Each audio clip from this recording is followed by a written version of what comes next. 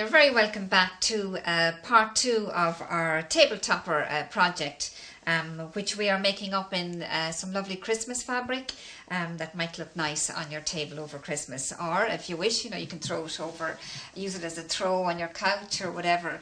So this is the table topper, and if you remember last week I did a little sample I used the red and white because I thought the red and white was lovely, and I just happened to have a little charm pack that was in red and white.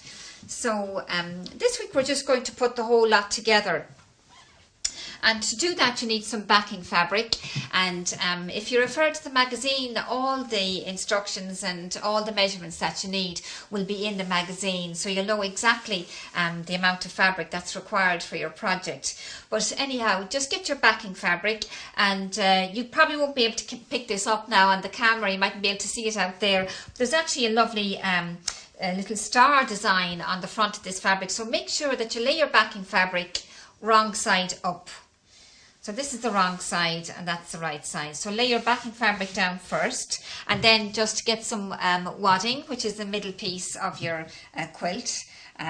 This is a nice fine soft cotton wadding that I have here. So then lay your wadding down next, and again just spread it out because they'll be quite a bit bigger than this. I'm just working on a small space here for demonstration purposes. But lay your wadding down, spread it out, and then get the top of your quilt. Now I just have the first row of our quilt made. I have just 3 blocks made here, which I made last week, and it's a small piece, but I'm just using it for demonstration purposes only. So then you need to lay your top down on your wadding and your backing fabric, and we need to baste these 3 pieces together. And don't forget, you've also added a lovely border around the edge of your quilt. So you can baste it using a needle and thread, just nice big tacking stitches all the way from corner to corner, and maybe down and across each side. And if you wanted to, you could do in between that as well. Really what you're doing here is you're trying to keep your 3 pieces together before you quilt it on the machine. So once that is done, then just bring it to your sewing machine. And again, it's very much a personal choice as to how you quilt it, but literally simple quilting lines from corner to corner look lovely on this quilt. I've seen it done, and it works out really well. So nice simple quilting corner to corner will work out, as I say, on that. And once you have your 3 pieces together, then you need to square it off, just cut it down, and then we're going to add our binding. Borders added to your quilt, we need to put some binding on.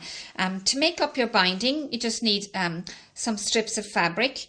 Again, all the measurements and the quantity will be in the magazine. So take your strips of fabric, huge big long strip of fabric, fold it in half and press it, and that will give us our binding to bind our quilt.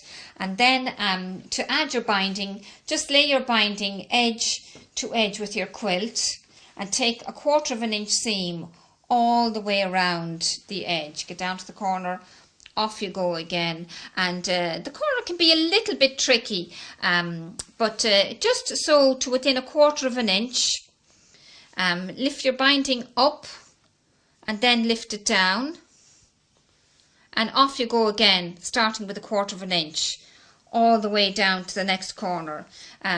Again, this will be, explained in the magazine. So when you've all the binding added on and all your corners sorted out, just literally bring your binding over to the back of your quilt, and when you turn that out, you have a lovely mitered corner.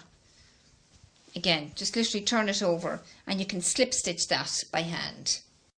Have your binding on. That finishes our little table topper for Christmas. I hope you enjoyed that project and that you get your hands on some lovely Christmas fabric, and that's it until next week when we have some lovely more lovely gifts to make for Christmas. We'll see you then. Bye for now.